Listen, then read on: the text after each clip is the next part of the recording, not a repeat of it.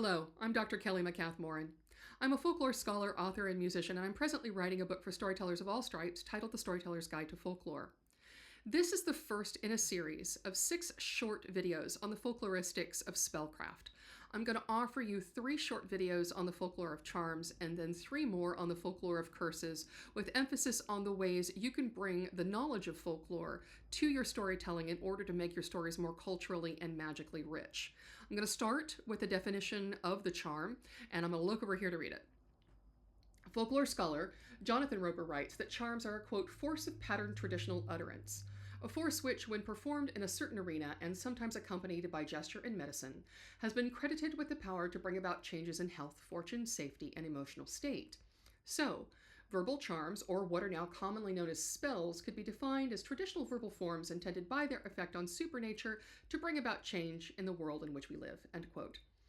Now, Roper's talking about 2 different folklore genres here, the folklore of belief and the folklore of language and verbal lore. I'll talk about belief next time, but I'm going to draw your attention to 2 elements of this definition that address language and verbal lore.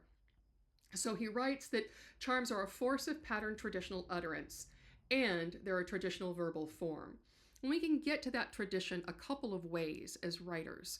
I just attended a lecture offered by the International Society of Folk Narrative Research, delivered by Mr. Frog, who is a folklore researcher in Finland.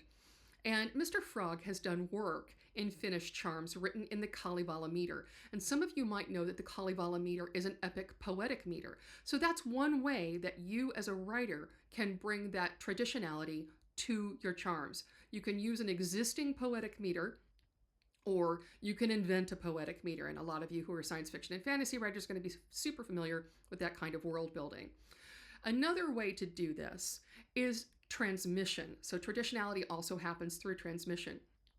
One of my favorite modern charms in the pagan community is Goddess, lift up your shining face and find for me a parking space, which I've also heard is Great Mother, lift up your lovely face and find for me a parking space. The nut of the spell is in both utterances, but they're slightly different, which kind of indicates a verbal transmission there. There might be other people who say it differently from those 2.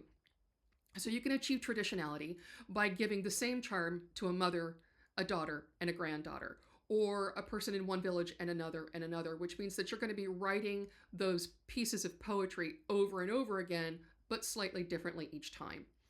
Would you like to know more? You can follow me at folkloreandfiction.com, and I'll be back next week with another video on the folklore of charms focusing on belief.